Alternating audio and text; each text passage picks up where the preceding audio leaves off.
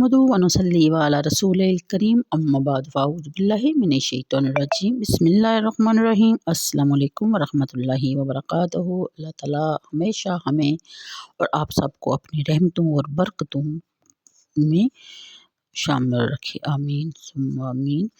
पारा नंबर 28 सूरा अल मुम्तहना का आज तारुफ होगा। नाम इस सूरा का नाम इसकी आयत नंबर 10 की कलमा फमताहिनुहुन्ना से माखूज़ है। इससे मुमताहिना और मुमताहना दोनों तरह पढ़ा जा सकता है। पहली सूरत में इसका मानी होगा कि इम्तहान लेने वाली सूरत, और दूसरी सूरत में इसका मानी होगा कि वो औरत जिसका इम्तहान लिया गया है।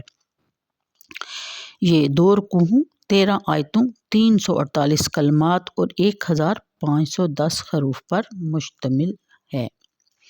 ज़माना नज़ूल इस सूरत में जो वाक़यात मज़कूर हैं उनसे बआसानी अंदाज़ा लगाया जा सकता है कि सुलह हुदैबिया और फ़तह मक्का के दरमियानी अरसा में ये सूरत नाज़िल हुई।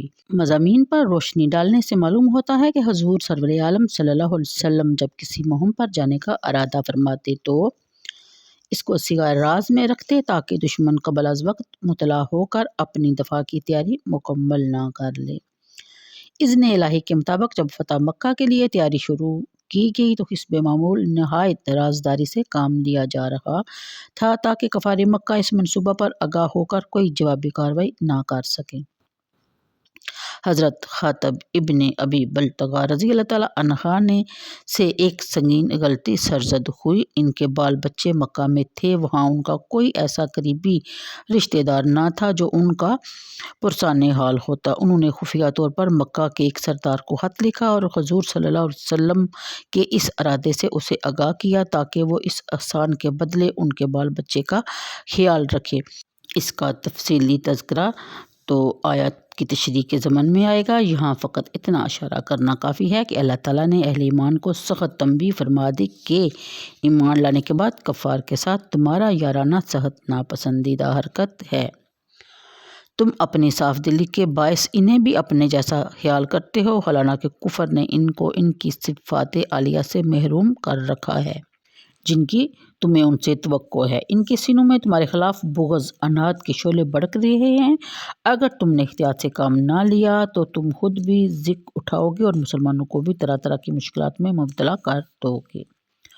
अगर वो तुम पर काबू पा लें तो तुम पर ज़रा बराबर रहम नहीं करेंगे और हर मुमकिन ज़रिया से तुम्हें नुकसान पहुँचाएंगे। हज़रत इब्राहीम अलैहिस्सलाम का उसवा हसना तुम्हारे सामने है। जब उनके करीबी रिश्तेदारों ने उनकी दावत तौहीद को कबूल करने से इनकार कर दिया तो आपने उनसे मुकम्मल बायकाट कर दिया। तुम्हें भी चाहिए कि इस उसवा हसना की पैरवी करो। यहाँ एक नुक्ता की वजाहत कर दी गई है कि ये कता तलक फ़कत उन कफ़ार के साथ है जो तुमसे बरसर बेकार हैं, जिन्होंने तुम्हें जला वतन कर दिया है। लेकिन जो काफिर तुम्हारे खिलाफ जारहियत के मर्तकब नहीं हैं उनसे ऐसे मुकम्मल बायकाट का हुक्म नहीं दिया जा रहा। सुलह हुदैबिया के बाद एक नई सूरत हाल पैदा हो गई थी। मुआहिदा सुलह में तो ये तय पाया था कि अगर कोई मुसलमान मर्द आज के बाद मक्का से हिजरत करके मदीना आएगा तो इसे वापस कर दिया जाएगा, लेकिन औरतों के बारे में कोई सराहत ना थी।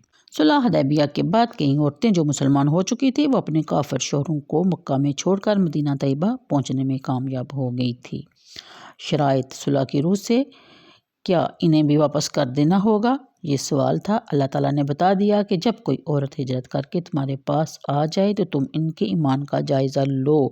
अगर वह सच्चे दिल से ईमान लाई हो तो इसे मत वापस करो, क्योंकि आज से कोई मोमन औरत किसी मुशरिक के निकाह में नहीं रह सकती। इस तरह के मुसलमान मर्द अपनी काफिर बीवियां मक्का में छोड़ आए थे। इनके बारे में भी बता दिया कि काफिर औरतें भी मुसलमानों के अक़द निकाह में बाकी नहीं रहेंगी, वो अब आज़ाद हैं, जिससे चाहें शादी रचाएँ।